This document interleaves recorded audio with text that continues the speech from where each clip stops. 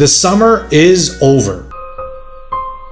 The numbers for August are out, and it's quite the change of pace from the downward trend we've seen since March. Prices are up, activity is up month to month, but the Bank of Canada just increased their interest rates again. This video, I'm going to break it down and what it means for you.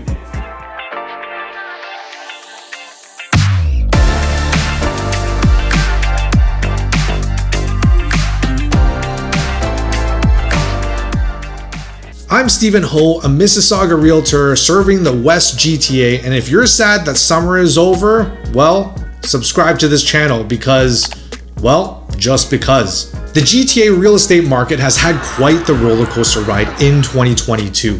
From historically low interest rates that has caused an ultra hot seller's market to now having 4 interest rate increases since March and now a 5th, up another 0.75%. has really increased the cost of borrowing, and that's really brought the real estate prices back down to earth, which is still quite unaffordable. From 0.25% and now we're here 3.25%, dropping sales and prices month over month since March until now. August, for the first time since all these interest rate increases began in March, has seen an uptick in sales and average price. GTA sales are still down 34.2% from last August, but prices are up 0.9%. I mean, it's not huge, but is this the bottom of the market?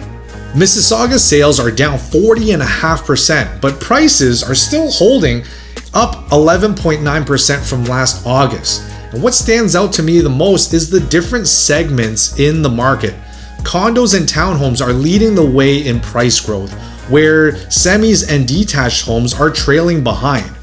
This is why it's optimal to upsize in a down market. The Bank of Canada has increased their interest rates again on September 7th, up another 75 basis points to 3.25%. This is the 5th increase we've seen this year to try and rein in inflation. I'm no economist, but it seems like inflation is starting to flatten out, and hopefully it's going to continue to come down. The Bank of Canada, however, says that they aren't finished yet. The next announcement is set for October 26th. For daily real estate updates, follow us on Instagram at Mr_Sauga. When it comes to real estate, all these increases are doing what it's intending to do, to increase the cost of borrowing to slow down buyers from buying. It's doing its job. It's reducing buyers' budgets. Some buyers are still buying, but some are now tenants. And the buyers that are buying smaller properties. This has really been the driving force of this housing correction, as we've seen 2 years of unsustainable growth. These interest rate increases have really been the driving force of this housing correction. We've seen 2 years of unsustainable housing price growth because of these historically low interest rates. We've seen the market change quite a bit over the last 5 years, whether it's government intervention, government rule changes, COVID lockdowns, interest rate changes. Anytime these shocks to the market happen, it usually takes some time for people to adjust and figure out what their next move is. But with each interest rate increase, it takes some time for the market to adjust and continue. It just seems like we've been getting an interest rate increase every single month.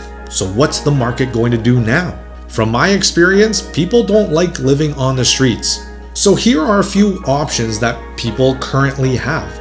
Buyers' budgets are reduced, so they either buy a smaller property that's within their budget, or they hold off on their purchase and stay where they are, or they have to go and rent.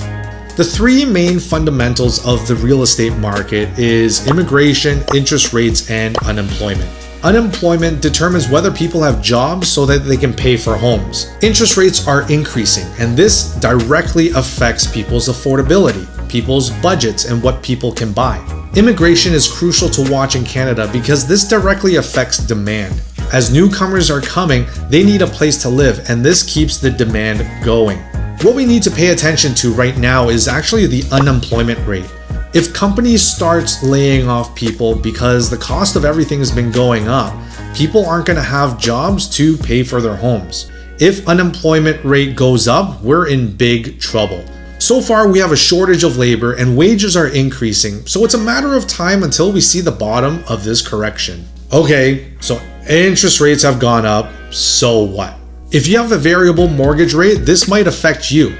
With all these interest rate increases, this might be setting off some what they call trigger rates. Each borrower's trigger rate might be different, so be sure to check with your lender. This applies if your payments have been the same over the last few interest rate increases. You'll notice the principal portion of your payment has been going down, while the interest portion of your mortgage has been going up. Now, with all these interest rate increases, your payment amount might not even cover the interest portion of your mortgage.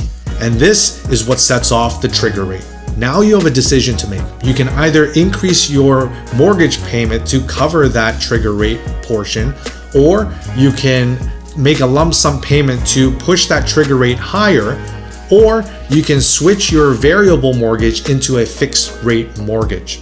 Talk to your mortgage specialist. If you don't have one, let us know. We can put you in touch with one of our partners. If you have any questions about your real estate position or whether it's a good time to buy or sell, book a free call in the Calendly link below at a time that works for you. Thanks for watching to the end of this video. If you found this information valuable to you, give this video a thumbs up and I'll see you in the next video.